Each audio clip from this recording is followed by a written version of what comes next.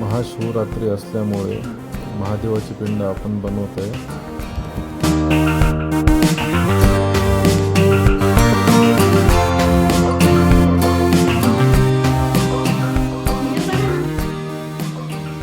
ही पूजेची थाळी रेडी केली आपण महाशिवरात्रीसाठी.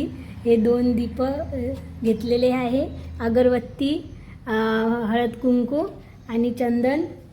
इकडे मिठाई आणि 5 फळं घ्यायचे कोणते पण.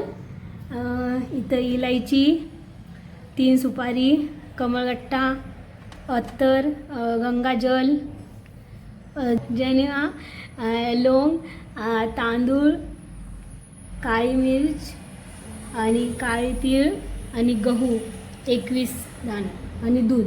आणि ही शिवजीची पिंड आपण बनवून घेतली मातीने.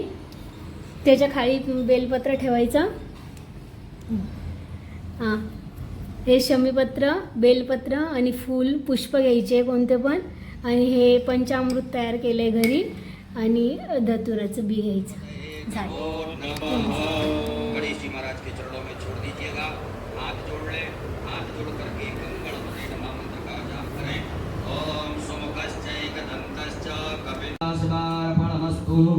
पुत्रे निर्माल्यम विसृज्य भगवान भोलेनाथ के हाथ से एक फूल उतार करके उत्तर दिशा में छोड़ दीजिएगा. हस्तौ प्रक्षालनम, हाथ धो लीजिए एक आचमनी जल से.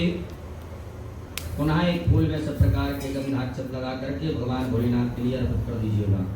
ओम गंधद्वाराम द्रादशामि तुष्टाम कलेशणीम ईश्वरीम सर्वभूतानां दामयो. भोलेनाथ का अभिषेक प्रारंभ करेंगे.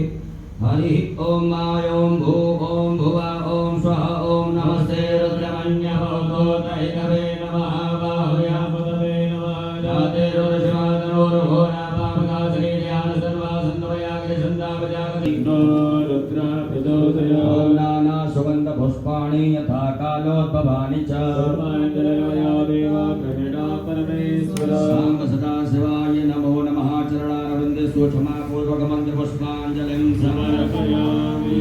अपने स्थान पर आदि परिक्रमा करुणे यानि कानि च पापानि जन्मानि